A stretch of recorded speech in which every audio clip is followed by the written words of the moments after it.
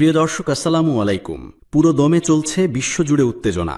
প্রতিপক্ষকে 1 ইঞ্চিও ছাড় না দেওয়ার হুঁশিয়ারি দিচ্ছে পরাশক্তিরা। এই মুহূর্তে হাতে পাওয়া ভয়ঙ্কর কিছু আন্তর্জাতিক সংবাদ নিয়ে হাজির হয়েছি আপনাদের সামনে। ভিডিওর শুরুতেই থাকছে আজকের গুরুত্বপূর্ণ সর্বশেষ আন্তর্জাতিক সংবাদ শিরোনাম। ইরানে বিক্ষোভে নিহত অন্তত ৫,০০০, দাবি সরকারি কর্মকর্তার। সাম্প্রতিক সহিংসতা ছিল সুপরিকল্পিত মার্কিন ইহুদিবাদী ষড়যন্ত্র, বলেছেন আয়াতুল্লাহ আলী খামেনি। এদিকে ট্রাম্পের গ্রিনল্যান্ড অভিযান, ইউরোপীয় মিত্রদের গালে চর, দ্য গার্ডিয়ানের বিশ্লেষণ। জানাবো গ্রিনল্যান্ডে ইউরোপীয় সেনা মোতায়েন। মার্কিন সেনা প্রত্যাহারের পর বিমান ঘাঁটির পূর্ণ নিয়ন্ত্রণ ইরাকি সেনাবাহিনীর। এরপর জানাবো বিশ্ব শান্তি ঝুঁকিতে, বললেন ট্রাম্প। সবশেষ জানাবো ট্রাম্পের প্রস্তাবে বিতর্ক, গাজা শান্তি বোর্ডে স্থায়ী সদস্যপদ পেতে দিতে হবে $100 কোটি। শুনছিলেন শিরোনাম, এবার বিস্তারিত। ইরানে বিক্ষোভে নিহত অন্তত ৫,০০০, দাবি সরকারি কর্মকর্তার। সাম্প্রতিক সহিংসতা ছিল সুপরিকল্পিত মার্কিন ইহুদিবাদী ষড়যন্ত্র, বলেছেন আয়াতুল্লাহ আলী খামেনি। ইরানে চলমান বিক্ষোভে নিরাপত্তা বাহিনীর সদস্যসহ অন্তত ৫,০০০ মানুষ নিহত হয়েছেন বলে জানিয়েছেন দেশটির এক সরকারি কর্মকর্তা। রবিবার নাম প্রকাশ না করার শর্তে ওই কর্মকর্তা জানান, নিহতদের মধ্যে প্রায় ৫০০ জন নিরাপত্তা বাহিনীর সদস্য রয়েছেন।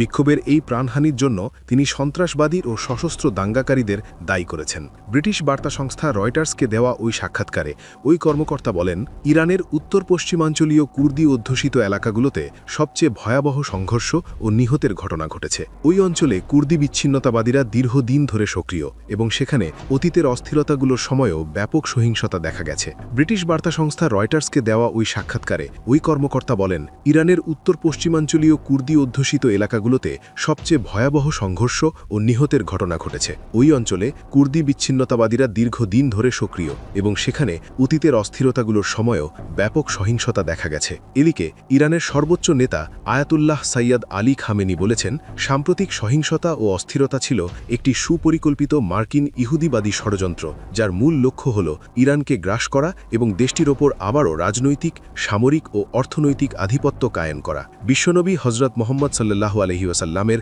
নবুব্বত প্রাপ্তির বার্ষিকী উপলক্ষে শনিবার হাজারো মানুষের সঙ্গে সাক্ষাতে তিনি বলেন, ইরানি জাতির ওপর আরোপিত প্রাণহানি, ধ্বংসযজ্ঞ ও মিথ্যা অভিযোগের কারণে আমরা মার্কিন প্রেসিডেন্টকে একজন অপরাধী হিসেবে মনে করি। ১২ জানুয়ারি অনুষ্ঠিত ইরানের ইতিহাসের অন্যতম বৃহৎ গণসমাবেশের প্রশংসা করে আয়াতুল্লাহ খামেনি বলেন, ইরানি জাতি ঐক্যবদ্ধভাবে মাঠে নেমে ফিতনার মেরুদণ্ড ভেঙে দিয়েছে এবং এটিকে ইতিহাসের গৌরবোজ্জ্বল অধ্যায়ে পরিণত করেছে। তিনি বলেন, আন্তর্জাতিক গণমাধ্যমে ফিতনাকারীদের সংখ্যা বাড়িয়ে দেখানো হলেও বাস্তবতা বদলায় না।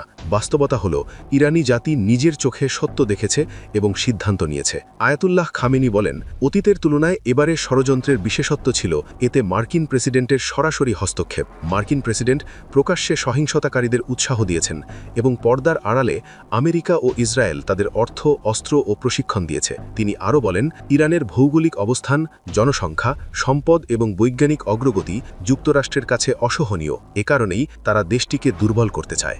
ট্রাম্পের গ্রিনল্যান্ড অভিযান, ইউরোপীয় মিত্রদের গালে চড়, দ্য গার্ডিয়ানের বিশ্লেষণ। গ্রিনল্যান্ড নিয়ে ডোনাল্ড ট্রাম্পের ক্রমবর্ধমান আগ্রাসী মনোভাব ইউরোপ এবং যুক্তরাষ্ট্রের দীর্ঘদিনের মিত্রতায় এক নজিরবিহীন ফাটল ধরিয়েছে। ২০২৬ সালে এসে ট্রাম্প যখন ডেনমার্কের স্বায়ত্তশাসিত অঞ্চল গ্রিনল্যান্ডকে সরাসরি দখল বা কিনে নেওয়ার জন্য ক্রমাগত চাপ দিচ্ছেন, তখন ইউরোপীয় নেতারা একে ন্যাটোর অস্তিত্বের জন্য হুমকি হিসেবে দেখছেন। এতদিন ট্রাম্পের বিভিন্ন বিতর্কিত দাবি এবং ন্যাটোর বাজেট বাড়ানোর চাপ মুখ বুজে সহ্য করলেও গ্রিনল্যান্ডের সার্বভৌমত্বের প্রশ্নে এবার ইউরোপকে একটি কঠিন অবস্থান বা রেড লাইন টানতে হচ্ছে। ডেনমার্কের পররাষ্ট্রমন্ত্রী লার্স লোকে রাসমুসেন এবং গ্রিনল্যান্ডের পররাষ্ট্রমন্ত্রী ভিভিয়ান মোৎসফেল্ড সম্প্রতি ওয়াশিংটনে মার্কিন ভাইস প্রেসিডেন্ট জে.ডি. ভ্যান্স এবং পররাষ্ট্রমন্ত্রী মার্কো রুবিওর সঙ্গে এক রুদ্ধশ্বাস বৈঠক করেছেন। বৈঠক শেষে রাসমুসেন সাফ জানিয়ে দিয়েছেন যে এটি ২০২৬ সাল এবং আধুনিক বিশ্বে মানুষের অধিকার নিয়ে এভাবে কেনা বেচা হতে পারে না। অন্যদিকে জে.ডি. ভ্যান্স এই আলোচনাকে আরও উস্কে দিচ্ছেন বলে মনে করছেন ইউরোপীয় কূটনৈতিকরা, যা পরিস্থিতিকে আরও জটিল করে তুলছে। ট্রাম্পের গ্রিনল্যান্ড দখলের এই উচ্চাকাঙ্ক্ষার পেছনে যেমন কৌশলগত ও খনিজ সম্পদের গুরুত্ব রয়েছে, তেমনি কাজ করছে তার ব্যক্তিগত অহংবোধ বা ইগো। নিউ ইয়র্ক টাইমসকে দেওয়া এক সাক্ষাৎকারে তিনি স্বীকার করেছেন, গ্রিনল্যান্ড জয় করাকে তিনি তার সাফল্যের জন্য মনস্তাত্ত্বিকভাবে প্রয়োজনীয় মনে করেন। এমনকি যে দেশগুলো তার এই পরিকল্পনায় বাধা দেবে তাদের ওপর শুল্ক আরোপের হুমকিও দিয়েছেন মার্কিন প্রেসিডেন্ট। এই পরিস্থিতিতে ডেনমার্ক ও গ্রিনল্যান্ডের ওপর যে মানসিক ও কূটনৈতিক চাপ সৃষ্টি হয়েছে, তাকে অনেকেই সেরা বন্ধুর গালে হুট করে চড় মারার মতো একটি অদ্ভুত আচরণ হিসেবে দেখছেন। ইউরোপীয় ইউনিয়ন বা ইইউ এবং ন্যাটো এখন এই সংকট মোকাবিলায় কোমর বেঁধে নামছে। ট্রাম্পের প্রধান যুক্তি হল গ্রিনল্যান্ড রাশিয়া বা চীনের হামলা থেকে সুরক্ষিত নয়। এই অজুহাত কেড়ে নিতে ফ্রান্স, জার্মানি, ব্রিটেন সহ কয়েকটি দেশ ইতোমধ্যে গ্রিনল্যান্ডে তাদের সামরিক উপস্থিতি বাড়াতে শুরু করেছে। এছাড়া ইইউ গ্রিনল্যান্ডের জন্য তাদের আর্থিক সহায়তা দ্বিগুণ করার এবং গ্রিনল্যান্ডের রাজধানী নুকে নতুন অফিস খোলার প্রস্তাব দিয়েছে। ইউরোপীয় নেতারা এখন এটি প্রমাণ করতে মরিয়া যে তারা নিজেদের ভূখণ্ড রক্ষা করতে সক্ষম এবং যুক্তরাষ্ট্রের ওপর নিরাপত্তার জন্য নির্ভরশীল হলেও নিজেদের সার্বভৌমত্ব বিসর্জন দেবে না। গ্রিনল্যান্ডে ইউরোপীয় সেনা মোতায়েন। গ্রিনল্যান্ডকে যুক্তরাষ্ট্রের নিয়ন্ত্রণে নিতে মার্কিন প্রেসিডেন্ট ডোনাল্ড ট্রাম্পের জোর দাবির মধ্যেই সেখানে ইউরোপের একাধিক দেশ সামরিক সদস্য পাঠাতে শুরু করেছে। ইতোমধ্যে ফ্রান্সের 15 সদস্যের একটি সামরিক দল গ্রিনল্যান্ডের রাজধানী নুকে পৌঁছেছে। এছাড়া জার্মানি, সুইডেন, নরওয়ে, নেদারল্যান্ডস ও যুক্তরাজ্যের সামরিক সদস্যরাও এই অভিযানে অংশ নিচ্ছেন। ইউরোপীয় দেশগুলোর দাবি এটি একটি রিকনেসেন্স মিশন বা পরিস্থিতি পর্যবেক্ষণমূলক অভিযান। তবে কূটনৈতিক মহলে এটিকে যুক্তরাষ্ট্রের উদ্দেশ্যে একটি শক্ত রাজনৈতিক বার্তা হিসেবেই দেখা হচ্ছে। ফরাসি প্রেসিডেন্ট ইমানুয়েল ম্যাক্রোন জানিয়েছেন, প্রাথমিকভাবে পাঠানো এই বাহিনীকে শিগগিরই স্থল, আকাশ ও নৌ সম্পদ দিয়ে আরও শক্তিশালী করা হবে। নববর্ষে ফ্রান্সের সশস্ত্র বাহিনীর উদ্দেশ্যে ভাষণে ম্যাক্রো বলেছিলেন, গ্রিনল্যান্ড ইউরোপীয় ইউনিয়নের অংশ এবং একই সঙ্গে ন্যাটোর মিত্র, তাই এর নিরাপত্তায় ইউরোপের বিশেষ দায়িত্ব রয়েছে। ফ্রান্সের জ্যেষ্ঠ কূটনীতিক অলিভিয়ে পোয়েভ দ্য আরভুর বলেন, এটি একটি গুরুত্বপূর্ণ প্রথম অনুশীলন। এই অভিযানের মাধ্যমে যুক্তরাষ্ট্রকে দেখানো হবে যে ন্যাটো গ্রিনল্যান্ডে উপস্থিত রয়েছে। ব্রিটিশ সংবাদমাধ্যম বিবিসি জানিয়েছে, ওয়াশিংটনে যুক্তরাষ্ট্রের ভাইস প্রেসিডেন্ট জেডি ভ্যান্সের সঙ্গে ডেনমার্ক ও গ্রিনল্যান্ডের পররাষ্ট্রমন্ত্রীদের বৈঠকের মধ্যেই এই সামরিক তৎপরতা শুরু হয়। বৈঠক শেষে ডেনমার্কের পররাষ্ট্রমন্ত্রী লার্স লোককে রাসমুসেন বলেন, আলোচনা গঠনমূলক হলেও গ্রিনল্যান্ড ইস্যুতে দুই পক্ষের মধ্যে মৌলিক মতপার্থক্য রয়ে গেছে। পরে তিনি ট্রাম্পের গ্রিনল্যান্ড কেনার প্রস্তাবেরও সমালোচনা করেন। মার্কিন সেনা প্রত্যাহারের পর বিমান ঘাঁটির পূর্ণ নিয়ন্ত্রণ ইরাকি সেনাবাহিনীর। ইরাকে মার্কিন সেনা প্রত্যাহারের পর দেশটির পশ্চিমাঞ্চলের গুরুত্বপূর্ণ আইন আল আসাদ বিমান ঘাঁটির পূর্ণ নিয়ন্ত্রণ নিয়েছে ইরাকি সেনাবাহিনী। দেশটির প্রতিরক্ষা মন্ত্রণালয়ের বরাত দিয়ে ব্রিটিশ সংবাদ সংস্থার রয়টার্স এ তথ্য জানায়। দীর্ঘদিন ধরে মার্কিন নেতৃত্বাধীন জোট বাহিনীর অন্যতম প্রধান ঘাঁটি হিসেবে ব্যবহৃত এই বিমান ঘাঁটির দায়িত্ব এখন সম্পূর্ণভাবে ইরাকি সেনাবাহিনীর হাতে। ইরাকের প্রতিরক্ষা মন্ত্রণালয় জানিয়েছে, মার্কিন বাহিনী প্রত্যাহারের পর ঘাঁটির নিরাপত্তা ও পরিচালনার দায়িত্ব গ্রহণ করেছে দেশটির সেনাবাহিনী। এক ইরাকি সেনা কর্মকর্তা জানান, কিছু সীমিত লজিস্টিক কারণে কয়েকজন মার্কিন সেনা অস্থায়ীভাবে অবস্থান করছেন, তবে তারা কোনো সামরিক কার্যক্রমে যুক্ত নন। 2024 সালে ওয়াশিংটন ও বাগদাদের মধ্যে হওয়া এক সমঝোতার অংশ হিসেবে ধাপে ধাপে ইরাক থেকে মার্কিন নেতৃত্বাধীন জোট বাহিনী প্রত্যাহারের সিদ্ধান্ত নেওয়া হয়।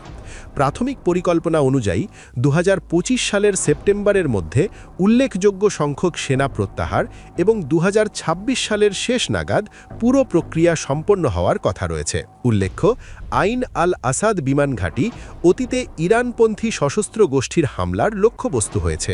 বিশেষ করে 2020 সালে ইরানি জেনারেল কাসেম সোলাইমানি নিহত হওয়ার পর আঞ্চলিক উত্তেজনার সময় এই বিমান ঘাঁটির ওপর ব্যাপক হামলা হয়েছে।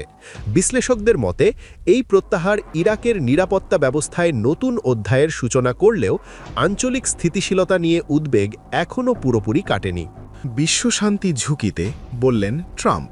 মার্কিন প্রেসিডেন্ট ডোনাল্ড ট্রাম্প বলেছেন, গ্রিনল্যান্ড কেনার বিষয়ে সমঝোতা না হলে ইউরোপের একাধিক দেশের ওপর নতুন শুল্ক আরোপ করবে যুক্তরাষ্ট্র। তার ভাষায়, বিশ্বশান্তি ঝুঁকিতে আছে। এই বক্তব্যের মাধ্যমে ডেনমার্ক শাসিত আর্কটিক ভূখণ্ড গ্রিনল্যান্ড নিয়ে যুক্তরাষ্ট্রের দীর্ঘদিনের আগ্রহ আরও স্পষ্ট হয়ে উঠেছে।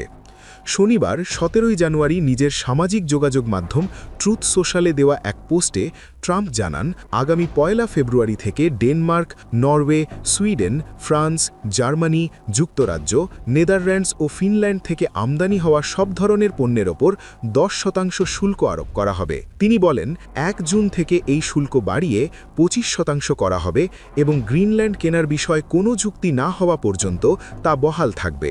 খবর CNN-এর। পোস্টে ট্রাম্প লেখেন, আমরা বহু বছর ধরে ডেনমার্ক ও ইউরোপীয় ইউনিয়নের দেশগুলোকে শুল্ক ছাড় দিয়ে ভর্তুকি দিয়ে এসেছি। এখন সময় এসেছে ডেনমার্কের কিছু ফেরত দেওয়ার।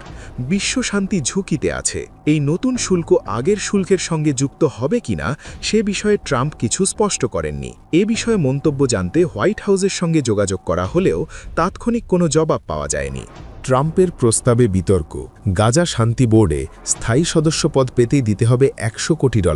গাজার জন্য প্রস্তাবিত নতুন বোর্ড অফ পিসে স্থায়ী সদস্যপদ পেতে আগ্রহী দেশগুলোকে অন্তত $100 কোটি বা $1 বিলিয়ন অনুদান দেওয়ার প্রস্তাব দিয়েছে ট্রাম্প প্রশাসন।